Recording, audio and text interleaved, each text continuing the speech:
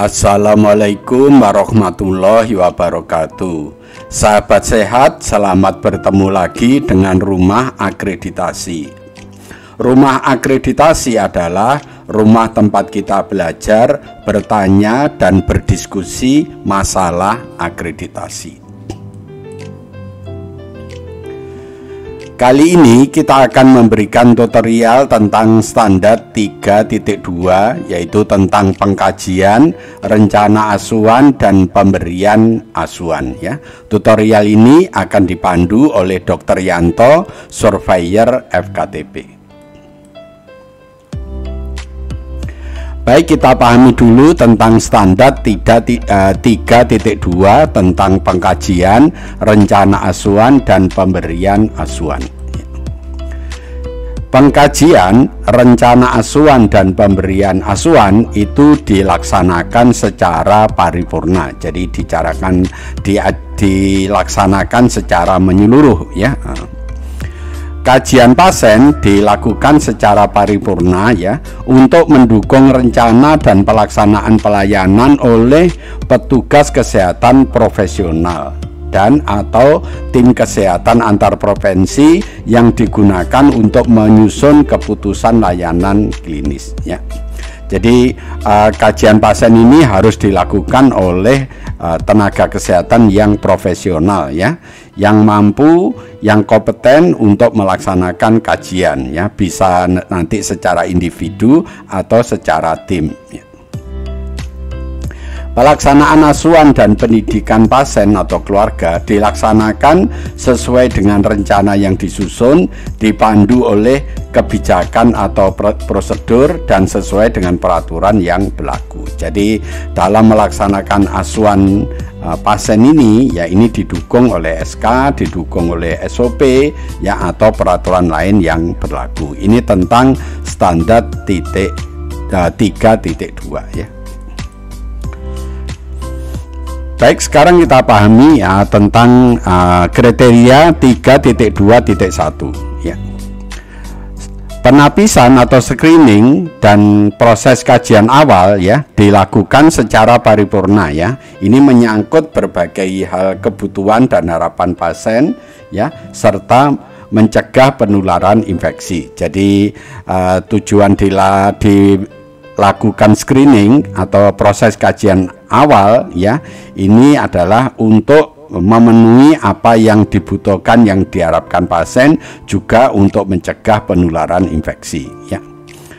Asuhan pasien, ya, dilaksanakan berdasarkan rencana asuhan medis, keperawatan, dan asuhan klinis yang lain dengan memperhatikan kebutuhan pasien dan berpedoman pada paduan praktek klinis, ya. Jadi tadi sudah disampaikan bahwa dalam pemberian asuhan pasien ini harus berdasarkan rencana asuhan medis atau rencana asuhan keperawatan atau rencana asuhan kebidanan dan yang lainnya, ya.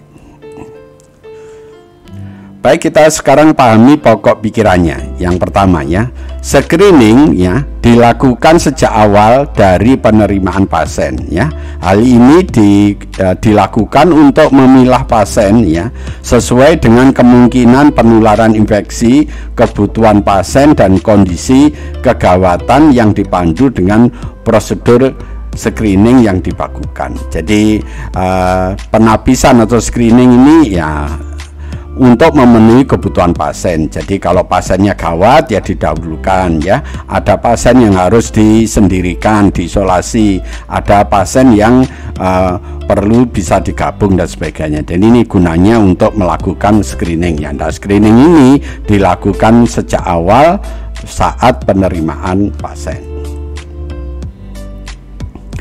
Pokok pikiran yang kedua, ya, proses kajian pasien itu merupakan proses yang berkesinambungan dan dinamis, ya, baik untuk pasien rawat jalan maupun pasien rawat inap, ya. Proses kajian pasien itu menentukan efektivitas asuhan yang akan dilakukan. Jadi proses kajian pasien ini adalah proses yang berkesinambungan. Jadi apa yang kita kaji hari ini mungkin berbeda lagi dengan yang kita kaji besok, karena ada perkembangan baik perkembangan hasil pengobatan maupun perkembangan dari penyakit dari pasien itu sendiri. Jadi sekali lagi proses kajian itu bersifat dinamis ya dan berkesinambungan. Ya, pokok pikiran yang berikutnya ya. Jadi yang dimaksud kajian pasien itu meliputi apa saja ya. Yang pertama ya, pengajian pasien itu dimulai dengan mengumpulkan data dan informasi ya. Informasi apa ya? Informasi tentang kondisi fisik, kondisi psikologis ya, status sosial dan riwayat penyakit ya. Jadi ini untuk mendapatkan informasi ini nanti ada yang namanya ya data subjektif ya, dalam hal ini disingkat S, atau data objektif yang disingkat O ya. Data subjektif adalah data yang disampaikan oleh pasien ya. Jadi dokter atau tenaga kesehatan tidak akan tahu ya data subjektif kalau pasiennya tidak menyampaikan. Jadi seperti sakit kepala ya, nyeri dan sebagainya, itu kalau pasiennya tidak menyampaikan tidak tahu. Sedangkan data objektif adalah data yang bisa dilihat atau diukur oleh dokter atau tenaga kesehatan, seperti tensi ya, kemudian suhu, itu adalah data objektif. Jadi nanti mengumpulkan data ini ada data subjektif dan ada data objektifnya. Sampai sini mudah-mudahan Bapak Ibu bisa mengerti apa bedanya data subjektif dan data objektif. Kemudian berikutnya dilanjutkan dengan analisis data dan informasi ya. Data subjektif dan data objektif yang kita kumpulkan kemudian kita analisis ya. Nah, dalam analisis ini kita akan mendiagnosa dan mengidentifikasi kebutuhan pasien ya. Menganalisis data ini atau melakukan assessment ini biasa disingkat dengan A. Jadi setelah S, O, terus A ya. Dan berikutnya yang ketiga adalah membuat rencana ya. Jadi setelah dilakukan analisis, setelah didiagnosa ya, kemudian pasiennya ini dibuat rencana ya, mau diapakan ya, diobati apa ya, atau dilakukan tindakan apa. Nah, itu dibuat suatu rencana. Nah, rencana ini disingkat dengan P. Jadi urutannya ya, kajian pasien itu sekali lagi S ya, data objektif, kemudian O objektif, kemudian A assessment, dan P planning ya. Jadi ini SOAP ya. Ini yang dimaksud dengan kajian pasien. Pada saat pasien pertama kali diterima dilakukan kajian awal ya, kemudian dilakukan kajian ulang ya secara berkesinambungan baik pada pasien rawat jalan maupun pasien rawat inap. Jadi pasien setelah pertama kali datang dilakukan kajian awal, kemudian pada pertemuan berikutnya dilakukan kajian ulang. Nah, kajian ulang ini akan melihat bagaimana perkembangan penyakitnya, juga bagaimana perkembangan pengobatannya ya. Semuanya ini berlangsung secara berkesinambungan ya. Yang kelima ya, kajian awal dilakukan oleh tenaga medis ya, oleh perawat dan oleh bidan ya, atau tenaga dari disiplin yang lain ya. Jadi yang bisa melakukan kajian awal ini sekali lagi bisa dokter ya, bisa perawat, bisa bidan, atau tenaga dari disiplin yang lain ya. Nah, ini meliputi ya tentang status fisiknya, tentang neurologisnya, tentang mentalnya ya, tentang sosio spiritualnya, tentang ekonominya ya, tentang riwayat kesehatan, juga tentang riwayat alergi ya, juga asesmen nyeri ya, asesmen risiko jatuh, asesmen fungsional ya, asesmen risiko gizi, serta kebutuhan edukasi dan rencana pemulangan. Jadi kajian awal ini banyak yang harus yang dikumpulkan datanya ya. Nah, jadi mulai dari awal sampai akhir sampai pemulangan ini data kajian awalnya ini perlu dilakukan. Yang keenam, pada saat kajian awal ya perlu diperhatikan juga apakah pasien mengalami kesakitan atau nyeri. Jadi ini yang perlu. Jadi pada saat kajian awal itu perlu ditanyakan ya, pasien itu mengalami nyeri atau tidak ya. Yang dimaksud nyeri adalah bentuk pengalaman sensorik dan emosional yang tidak menyenangkan, yang berhubungan dengan adanya kerusakan jaringan atau cenderung akan terjadi kerusakan jaringan atau suatu keadaan yang menunjukkan kerusakan jaringan. Jadi maksudnya info tentang nyeri ini perlu dilakukan karena nyeri ini adalah sesuatu hal yang memberikan informasi kepada kita bahwa di dalam tubuhnya ada kerusakan jaringan ya. Jadi itu yang perlu kenapa tentang nyeri ini perlu dikaji ya, karena nyeri ini sekali lagi berguna untuk memberi informasi kepada kita bahwa di dalam tubuh pasien itu ada kerusakan jaringan ya. Nah, ini yang diperlukan, kenapa informasi nyeri ini diperlukan.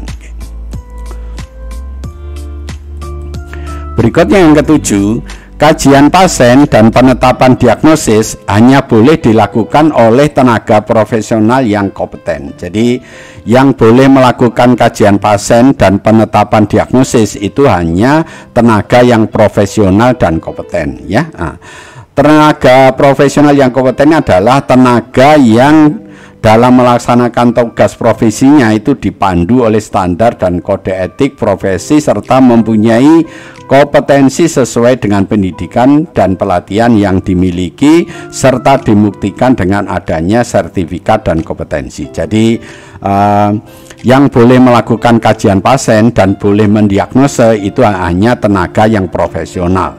Yang dimaksud tenaga yang profesional ini adalah tenaga yang mempunyai pendidikan, jadi nanti mempunyai ijazah ya, mempunyai pelatihan, jadi mempunyai sertifikat ya. Jadi itu harus dibuktikan nanti pada saat dilakukan survei ya, jadi tuntutan. Jadi kalau dokter ya ijazahnya ya, kalau pernah melakukan pelatihan ini sertifikatnya ditunjukkan dan seterusnya. Ini adalah maksud dari pokok pikiran yang ketujuh. Berikutnya, proses kajian tersebut dapat dilakukan secara individu atau jika diperlukan dilakukan secara tim ya, antar profesi ya. Jadi kajian ini boleh dilakukan secara individu, artinya secara individu dilakukan oleh satu orang ya, satu orang aja, atau dilakukan oleh banyak orang. Nah, kalau dilakukan banyak orang itu namanya tim. Nah, kalau tim itu terdiri dari siapa aja ya, ini terdiri dari dokter gigi, perawat, bidan, atau tenaga kesehatan yang lain, misalnya ya petugas gizi, kemudian apoteker ya. Dan ya ini yang umum melakukan proses kajian ya. Jika dalam pemberian asuhan diperlukan tim kesehatan, harus dilakukan koordinasi dalam menyusun rencana asuhan terpadu tersebut. Jadi kalau itu tim, jadi antara dokter dan perawat, antara dokter dan petugas gizi itu harus berkoordinasi sehingga apa yang diberikan itu tidak saling bertentangan. Itu yang dimaksud dengan pokok pikiran yang ke-8 ya. Mari kita lihat pokok pikiran berikutnya. Yang ke-9, pasien mempunyai hak untuk mengambil keputusan ya terhadap asuhan yang akan diperoleh. Jadi asuhan keperawatan, asuhan ya bagi pasien itu pasiennya sendiri mempunyai hak ya, mempunyai hak untuk menerima atau mempunyai hak untuk menolak. Jadi sebagai tenaga kesehatan kita tidak boleh memaksa untuk melakukan sesuatu atau memberikan pengobatan tertentu kepada pasien, tetapi itu perlu disampaikan kepada pasien dan pasien atau keluarganya itu berhak untuk menerima atau berhak untuk menolak. Ini yang perlu diketahui oleh Bapak Ibu. Jadi yang penting tidak boleh memaksakan ya, jadi harus minta izin pasiennya atau keluarganya. Ini adalah pokok pikiran yang ke-9. Yang ke-10, Salah satu cara melibatkan pasien dalam pengambilan keputusan yaitu dengan cara memberikan informasi yang mengacu pada peraturan perundangan informed consent. Jadi kalau pasien itu mau dilakukan suatu tindakan perlu diminta persetujuannya ya, dilakukan informed consent ya. Jadi di dalam hal itu pasien atau keluarganya diberi informasi tentang apa yang harus dilakukan, risikonya apa ya, nanti dampaknya apa ya, nanti setelah dilakukan tindakan ini akan merasakan ini itu. Nah itu semuanya harus dijelaskan. Nah setelah itu pasiennya harus ditanya setuju atau tidak. Nah kalau setuju nanti baik pasiennya atau keluarganya melakukan tanda tangannya itu ya. Itu artinya pasien sudah dilibatkan dalam pengambilan keputusannya. Dalam hal pasien adalah anak di bawah umur ya, atau individu yang tidak mempunyai kapasitas untuk membuat keputusan ya, pihak yang memberi persetujuan ini mengacu pada peraturan. Jadi nanti kalau pada anak ya yang boleh melakukan persetujuan ini ya orang tuanya ya atau saudaranya yang sudah dewasa ya. Oke.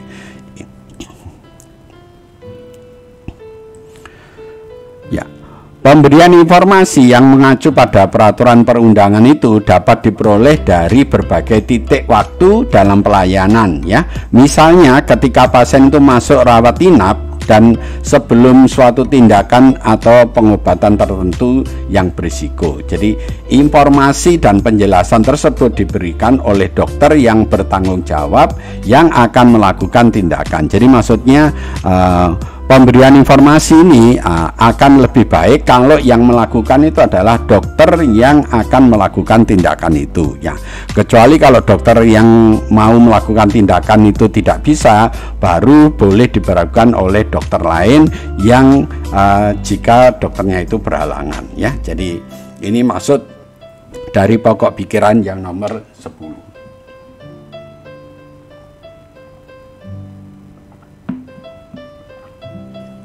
Kita lihat slide berikutnya. Yang ke-11, pasien atau keluarga terdekat ya diberi peluang ya untuk bekerja sama dalam menyusun rencana asuhan ya. Jadi dalam hal kita akan memberikan asuhan klinis kepada pasien ya, keluarganya itu perlu diajak bekerja sama. Soalnya nanti keluarganya itu bisa membantu kita ya untuk memberitahu ya waktunya minum obat ya, harus makan ya, harus dihabiskan ya, tidak boleh makan ini, melarang untuk ini dan ini. Keluarga itu sangat membantu kalau keluarganya nanti diikutkan ya. Tapi kalau keluarganya nanti tidak diberitahu, nanti keluarganya tidak tahu, nanti diberi makanan ini itu padahal itu merupakan suatu larangan ya. Ini adalah pokok pikiran yang nomor 11. Ya. Rencana asuhan disusun berdasarkan hasil kajian ya yang dinyatakan dalam bentuk diagnosis dan asuhan yang akan diberikan dengan memperhatikan kebutuhan biologis, psikologi, sosial, spiritual serta memperhatikan nilai budaya yang dimiliki oleh pasien. Juga mencakup komunikasi, informasi, edukasi baik pada pasien maupun keluarganya. Jadi rencana asuhan itu disusun berdasarkan hasil kajian ya, yaitu dalam bentuk diagnosis atau asuhan yang akan diberikan. Nah, dalam menentukan asuhan itu ya beberapa kebutuhan biologi, psikologi, sosial, spiritual itu perlu diperhatikan. Kita lihat pokok pikiran berikutnya ya. Perubahan rencana asuhan ditentukan berdasarkan hasil kajian lanjut serta dengan perubahan kebutuhan pasien. Jadi dalam membuat suatu rencana asuhan kita bisa membuat suatu perubahan. Nah, perubahan itu ditentukan jika ada hasil dari kajian lanjut yang berubah atau ada hasil perubahan kebutuhan pasien. Jadi kebutuhan pasiennya berubah. Contoh misalnya perubahan tentang makan, yang awalnya makan kasar menjadi makan halus, atau yang awalnya makan halus menjadi makan yang kasar dan sebagainya ya. Oke.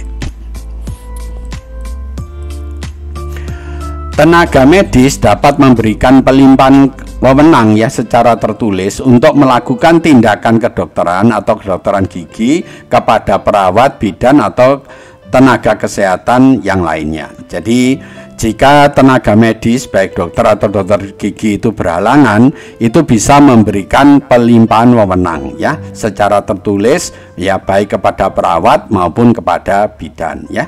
Pelimpahan wewenang itu hanya dapat dilakukan dalam keadaan tenaga medis itu tidak berada di tempat ya. Jadi yang dimaksud pelimpahan wewenang itu jika dokternya atau dokter giginya itu tidak ada di tempat, misalnya sedang rapat di kabupaten misalnya seperti itu ya. Jadi ini yang dimaksud dengan pelimpahan wewenang ya. Oke. Pelimpahan wewenang untuk melakukan tindakan medis tersebut ya ketentuannya sebagai berikut. Jadi ini Bapak Ibu perlu memahami tentang pelimpahan wewenang itu ketentuannya apa saja. Nah ini mari kita pelajari bersama. Yang pertama, tindakan yang dilimpahkan ya termasuk dalam kemampuan atau keterampilan yang dimiliki oleh penerima pelimpahan ya. Jadi maksudnya dokter itu ya boleh melimpahkan suatu tindakan kepada perawat jika ya perawatnya itu mampu dan mempunyai keterampilan untuk diberikan pelimpahan wewenang itu. Jadi ini syarat yang pertama ya. Jadi, sekali lagi, jadi dokter boleh memberikan pelimpahan kepada perawat asal perawatnya yang mau diberi pelimpahan itu mempunyai kemampuan dan mempunyai keterampilan ya dalam melakukan tindakan itu. Itu syarat yang pertama. Yang kedua, pelaksanaan tindakan yang dilimpahkan tetap di bawah pengawasan pemberi pelimpahan. Jadi dalam melakukan pemberian wewenang itu tetap di bawah pengawasan. Jadi maksudnya walaupun dokternya ada di luar kota, tapi tetap harus diawasi, misalnya diawasi by phone. Jadi kalau ada apa-apa, misalnya perawatnya tetap harus menghubungi dokternya supaya tindakan-tindakan yang akan dilakukan itu sesuai dengan arahan dokternya. Itu yang kedua. Berikutnya, pemberian pelimpahan ya tetap ya bertanggung jawab atas tindakan yang dilimpahkan. Jadi kalau seorang dokter memberikan pelimpahan wewenang kepada perawat ya, kalau ada sesuatu kesalahan ya, nah itu dokternya itu tetap harus bertanggung jawab ya, sepanjang ya yang dilaksanakan perawat itu tetap sesuai dengan yang diberikan dokternya. Jadi maksudnya begitu. Jadi kalau dokter memberikan pelimpahan wewenang pada perawat dan perawat itu sudah melakukan sesuatu sesuai yang dilimpahkan, terus ada sesuatu kesalahan misalnya, nah itu dokternya tetap harus bertanggung jawab, kecuali kalau yang dilakukan oleh perawat itu di luar apa yang diberikan wewenang kepada oleh dokternya. Nah, itu berbeda lagi kalau hal seperti itu ya. Oke. Berikutnya pelimpahan wewenang ya untuk melakukan tindakan medis ya dilakukan dengan ketentuan ya. Berikutnya adalah yang nomor 4 ya. Tindakan yang dilimpahkan tidak termasuk mengambil keputusan klinis ya sebagai dasar pelaksanaan tindakan. Jadi ini yang tidak boleh. Dalam pemberian pelimpahan wewenang itu tindakan yang dilimpahkan itu tidak termasuk pengambilan keputusan klinis. Jadi kalau ini tidak bisa dilimpahkan ya. Jadi kalau misalnya ada gejala begini-begini nanti harus dilakukan tindakan apa, yaitu tidak ya. Jadi yang begini tetap ini merupakan wewenangnya dokter, tidak boleh dilimpahkan kepada perawat ya. Kemudian tindakan yang dilimpahkan tidak bersifat terus-menerus. Jadi tidak boleh memberikan pelimpahan wewenang itu terus-menerus. Jadi artinya dokternya ada dan tidak ada, perawat dan bidannya itu tetap diberi pelimpahan wewenang, itu tidak boleh. Jadi dua ini, yang nomor 4 dan nomor 5 ini ada sesuatu yang tidak boleh dilakukan pada proses pelimpahan wewenang ya. Berikutnya ya, asuhan pasien yang diberikan oleh tenaga ya sesuai dengan kompetensi lulusan ya, dengan penjelasan perincian wewenang menurut perundangan. Jadi asuhan pasien yang diberikan oleh tenaga itu harus sesuai dengan kompetensi lulusan. Jadi asuhan kedokteran ya itu dilakukan oleh dokter, asuhan keperawatan dilakukan oleh perawat, dan asuhan kebidanan dilakukan oleh bidan yang telah lulus, yang telah mempunyai ijazah, yang telah mempunyai kompetensi ya. Oke. Ini adalah maksud dari pokok pikiran yang ke-16.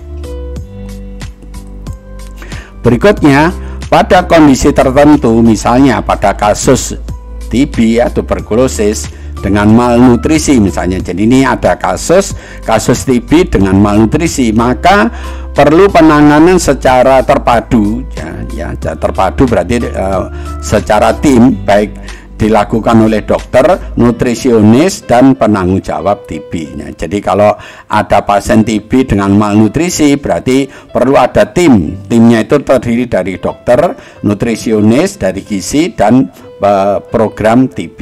Nah, pasien yang memerlukan asuhan terpadu itu meliputi asuhan medis, asuhan keperawatan, asuhan gizi, dan asuhan kesehatan yang lain. Jadi tadi sudah disebutkan bahwa asuhan ini, asuhan pasien itu bisa dilakukan secara individu maupun dilakukan secara tim. Nah, ini diberikan contoh kalau ini ada pasien TB dengan malnutrisi, timnya itu terdiri dari dokter, nutrisionis, dan program TB.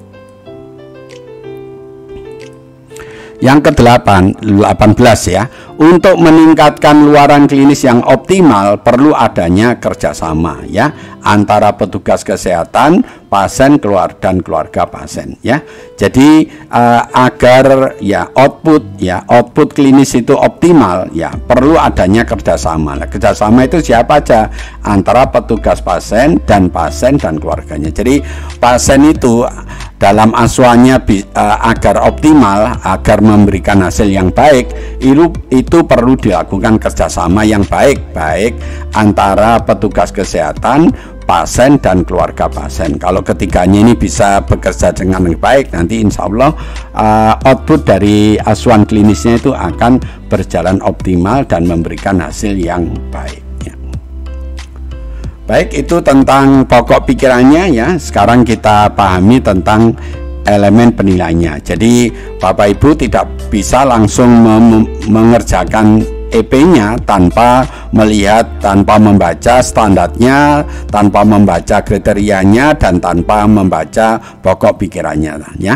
Kalau ketiga-tiganya itu sudah dibaca, nanti baru mengerjakan elemen penilaiannya ya. Insya Allah nanti elemen penilaian ini bisa dipahami dengan baik, dan nanti dokumen apa yang harus siapkan nanti akan betul ya. Kita lihat yang pertama. Dilakukan screening dan pengkajian awal secara paripurna oleh tenaga yang kompeten ya. Jadi screening itu dilakukan secara paripurna. Jadi screening dan pengajian awal dilakukan secara paripurna oleh tenaga yang kompeten ya, untuk mengidentifikasi kebutuhan pelayanan sesuai dengan panduan praktek klinis, termasuk penanganan nyeri, dan dicatat dalam rekam medis. Itu adalah standar EP yang pertama. Nah, nanti di dalam EP yang pertama itu ada 4 yang diminta ya. Ada regulasi, ada dokumen, ada observasi, dan ada wawancara. Jadi Bapak Ibu untuk menyelesaikan EP yang pertama ini sekali lagi ada 4 yang harus diselesaikan ya. Tentang regulasinya, tentang dokumennya, tentang observasi, tentang wawancara. Kita pahami dulu tentang regulasinya. Jadi regulasi apa aja yang diperlukan untuk memenuhi EP yang pertama. Jadi yang pertama, Bapak Ibu harus menyiapkan SK tentang pelayanan klinis, yaitu tentang pengkajian, rencana asuhan, pemberian asuhan, dan pendidikan baik pada pasien maupun keluarga. Jadi ini perlu dibuat SK pelayanan klinis. Kemudian yang kedua adalah SOP pengkajian awal klinis, yaitu SOP tentang screening ya. Itu meliputi tentang kajian medis, kajian penunjang medis, dan kajian keperawatan. Jadi regulasinya yang pertama SK, kemudian yang kedua SOP. Kemudian yang ketiga adalah SOP penulisan rekam medis. Jadi ini termasuk penulisan jika ada penanganan nyeri. Jadi ini regulasi yang Bapak Ibu harus siapkan untuk memenuhi EP yang pertama. Jadi ada 3 regulasi, 1 SK dan 2 SOP ya. Oke. Mari kita lihat yang dokumennya.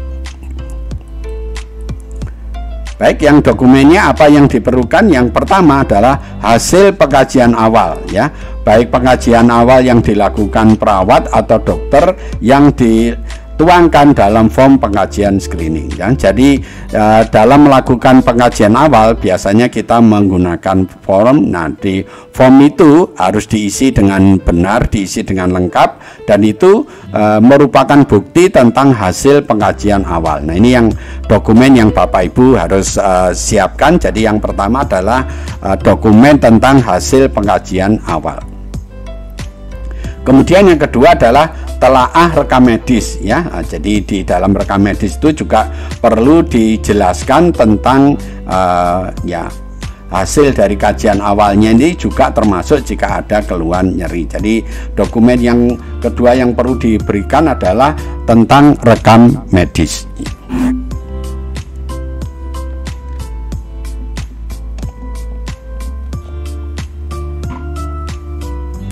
Berikutnya ya tentang observasi ya.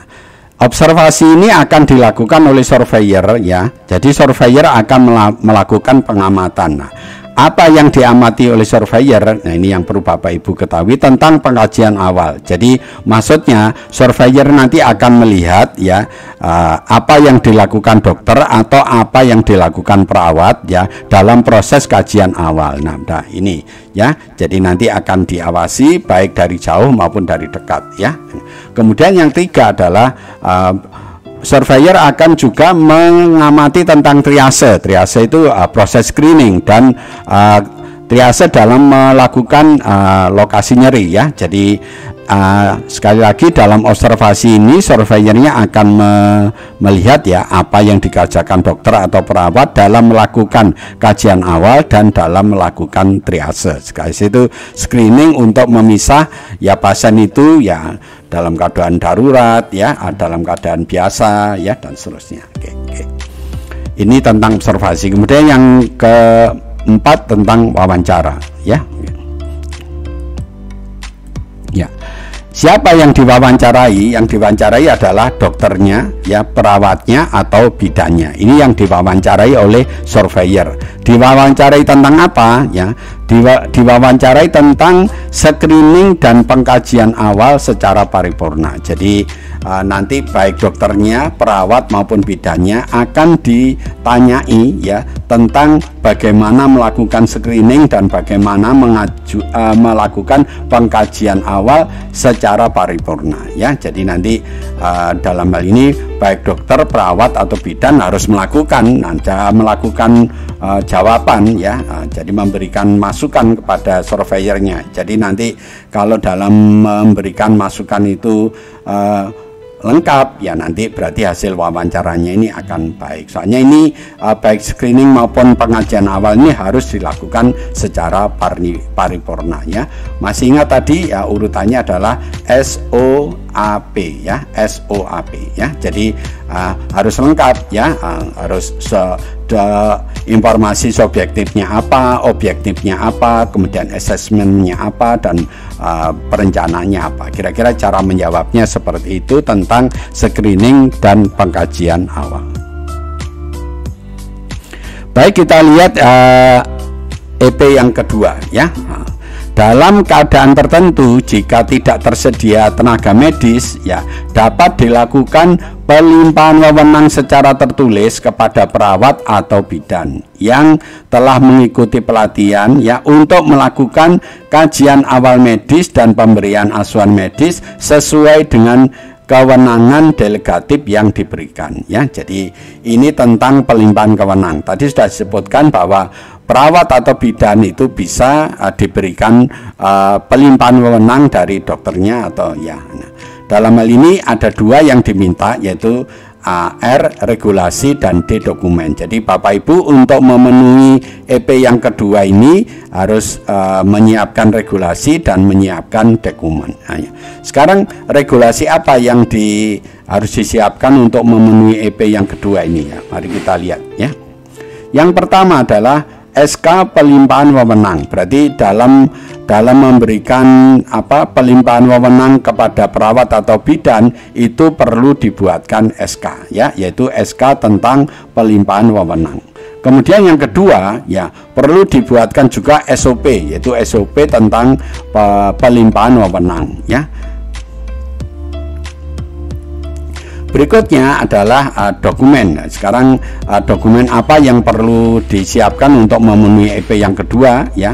Yang pertama adalah dokumen kualifikasi dari petugas yang dilimpahkan ya sesuai dengan ketetapan dalam surat keputusan Palakosmas. Jadi dalam hal ini yang memberikan pelimpahan dokternya dan yang diberikan pelimpahan wewenang itu misalnya perawat atau bidannya itu harus dokumen kualifikasinya harus jelas. Jadi harus ada ijazahnya, harus ada SIP-nya, harus ada STR-nya dan sebagainya ya. Jadi dokumen kualifikasi dari petugas itu harus lengkap ya. Kemudian juga tentang telaah rekam medis. Jadi bukti dilakukan kajian awal medis dan pemberian asuhan medis sesuai dengan kewenangan delegatif yang diberikan. Jadi di dalam rekam medis itu akan ditulis ya tentang kajian awal dan pemberian asuhan sesuai dengan ya pelimpahan wewenang yang diberikan. Jadi nanti ini akan dilihat. Jadi dalam dokumen nanti ada dua yang dilihat, yaitu dokumen tentang kualifikasi petugasnya dan tentang telaah rekam medisnya ya. Ini untuk memenuhi EP yang kedua tentang dokumen ya. Baik, sekarang yang EP yang ketiga ya. Rencana asuhan ya dibuat berdasarkan hasil pengkajian awal, dilaksanakan dan dipantau, serta direvisi berdasarkan hasil kajian lanjut sesuai dengan perubahan kebutuhan pasien. Jadi rencana asuhan itu ya dibuat berdasarkan hasil dari kajian awal, kemudian dilaksanakan dan perlu dipantau dan bisa direvisi berdasarkan hasil kajian lanjutnya. Ini yang diminta pada EP yang ketiga. Nah, dalam ini ada dua yang diminta, ada dokumen dan ada wawancara. Kita lihat dokumen apa yang perlu disiapkan oleh Bapak Ibu untuk memenuhi EP yang nomor 3 ya. Yang pertama adalah telaah rekam medis. Jadi ini adalah rekam medis yang telah diisi ya, telah diisi dengan sempurna ya. Kemudian yang kedua, bukti dilakukan asuhan ya. Nah, berarti telah dilakukan asuhan berarti ini ada ya data subjektif, ada objektif, ada assessment dan ada planning. Jadi SOAP ya. Jadi di dalam asuhan ini harus muncul ini ya, SOAP. Ini nanti ini merupakan bukti bahwa itu telah dilakukan asuhan. Kemudian tidak ada pengulangan yang tidak perlu. Jadi dalam melakukan terapi atau sesuatu yang lain tidak boleh ada pengulangan yang tidak perlu ya. Ini adalah singkatan yang saya sampaikan tadi ya, subjektif, objektif, assessment dan planning. Ini tentang dokumennya. Sekarang berikutnya tentang wawancara. Ya, siapa yang diwawancarai dan diwawancarai tentang apa? Ya, nanti kita lihat ya. Yang diwawancarai adalah dokter, perawat, bidan, petugas gizi dan farmasi ya, tentang asuhan yang bersifat kolaboratif ya. Jadi dalam hal ini nanti yang diwawancarai sekali lagi bisa dokternya, bisa perawat, bisa bidan, bisa petugas gizi atau petugas farmasi ya. Kemudian ditanya nanti tentang asuhan kolaboratif ya. Jadi ini penggalian informasinya ini terkait dengan rencana asuhan yang sifatnya kolaboratif antara dokternya, perawatnya, bidannya, petugas gizi dan farmasi. sekali lagi dalam pemberian asuhan ini harus sinkron dan tidak boleh ada pengulangan ya. Oke, tadi yang sudah disebutkan. Baik, kita lihat EP berikutnya.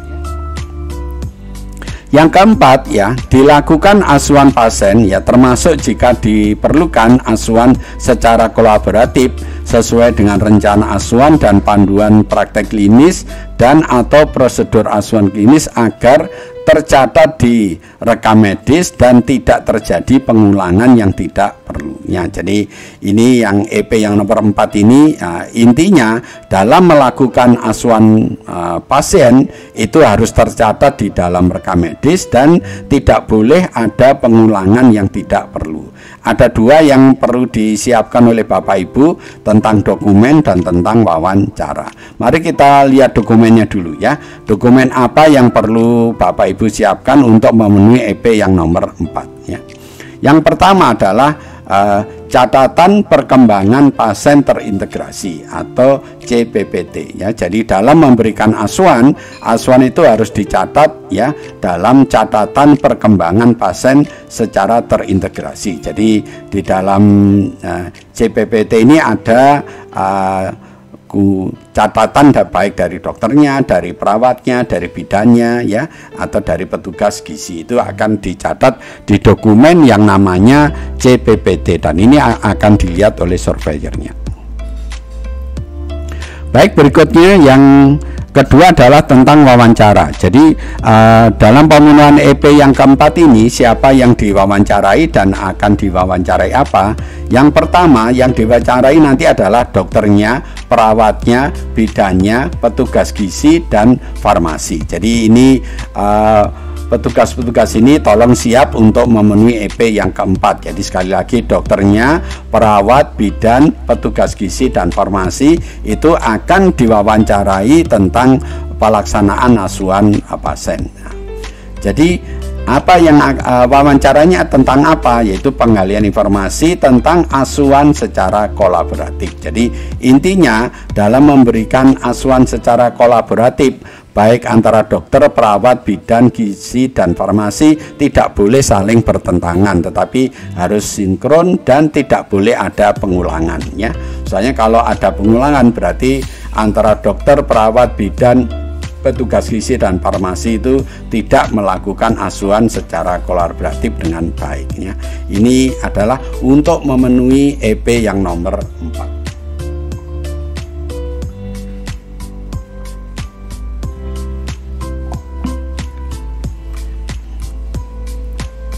Baik, kita lihat EP berikutnya yang nomor 5 ya. Dilakukan penyuluhan atau pendidikan kesehatan dan evaluasi serta tindak lanjut bagi pasien keluarga dengan metode yang dapat dipahami oleh pasien dan keluarganya. Jadi dalam melakukan asuhan ya, asuhan pasien ya, itu juga perlu dilakukan penyuluhan dan pendidikan ya dan evaluasi baik kepada pasiennya maupun keluarganya ya. Untuk memenuhi EP ini ada dua yang diperlukan, yaitu tentang dokumennya dan tentang observasi. Nah, dokumen sekarang tentang dokumennya. Dokumen apa aja yang Bapak Ibu harus penuhi untuk memenuhi EP yang nomor 5 ini? Jadi yang pertama, bukti dilakukan pemberian penyuluhan atau pendidikan. Jadi bukti ini harus ditulis. Nah, salah satu menulisnya ya bisa ditulis di rekam medis. Artinya baik pada pasien maupun pada keluarganya telah dilakukan penyuluhan tentang ini, tentang ini. Nah, ini supaya ada buktinya ini harus ditulis ya, ditulis di rekam medis yang ya, supaya tidak terpisah. Jadi di rekam medis nanti ada ada tempat untuk menulis bahwa telah dilakukan pemberian penyuluhan bagi pasien atau keluarganya. Kemudian juga dilakukan evaluasi pemahaman. Jadi baik bagi pasien atau keluarga perlu dilakukan evaluasi paham atau tidak. Nah, untuk melakukan evaluasi ini bisa ditanyakan misalnya dengan pertanyaan ulang ya, misalnya bagaimana caranya tadi memberikan obatnya ya, obatnya diberikan berapa kali, mana yang harus diberikan sebelum makan, mana yang harus diberikan setelah makan. Nah, kalau pasiennya maupun keluarganya bisa menjawab dengan baik, berarti evaluasi pemahamannya baik ya. Jadi itu perlu dilakukan ya. Tidak boleh menanyai pasien atau keluarga yang jawabannya ya atau tidak ya. Jadi harus yang sifatnya menjelaskan ya. Dan yang berikutnya, dilakukan tindak lanjut sesuai dengan hasil evaluasi. Jika dalam melakukan evaluasi ternyata keluarganya memberikannya masih terbalik ya, tidak benar ya, lah berarti harus dilakukan tindak lanjut, artinya diberi penyuluhan ulang ya, sehingga sampai nanti baik antara pasiennya maupun keluarganya itu mengerti dengan baiknya. Jadi ini dokumen-dokumen ini perlu ditulis ya, sehingga nanti kalau ditanya sebenarnya apakah sudah dilakukan penyuluhan, apakah sudah dilakukan evaluasi pemahaman, apakah sudah dilakukan tindak lanjut, ini harus ada buktinya. Dan sekali lagi bukti ini harus ditulis ya. Salah satu menulisnya bisa direkam medis ya. Berikutnya ya, tentang yang kedua, tentang observasi. Jadi observasi ini akan dilakukan oleh surveyornya ya. Surveyornya akan mengamati tentang apa ya.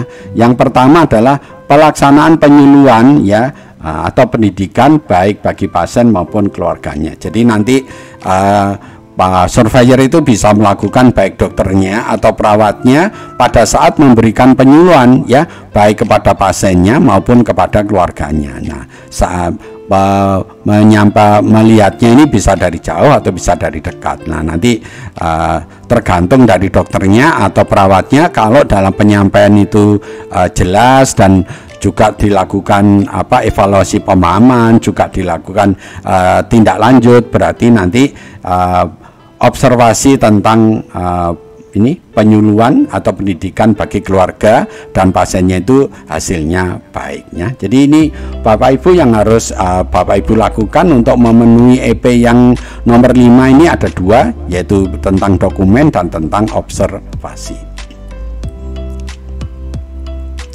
Berikutnya adalah EP yang nomor 6 ya. Pasien atau keluarga pasien memperoleh informasi mengenai tindakan medis atau pengobatan yang berisiko ya sebelum dilakukan tindakan. Jadi perlu dilakukan informed consent ya. Jadi artinya baik pasien maupun keluarganya itu perlu diberi informasi mengenai tindakan atau pengobatan yang berisiko ya.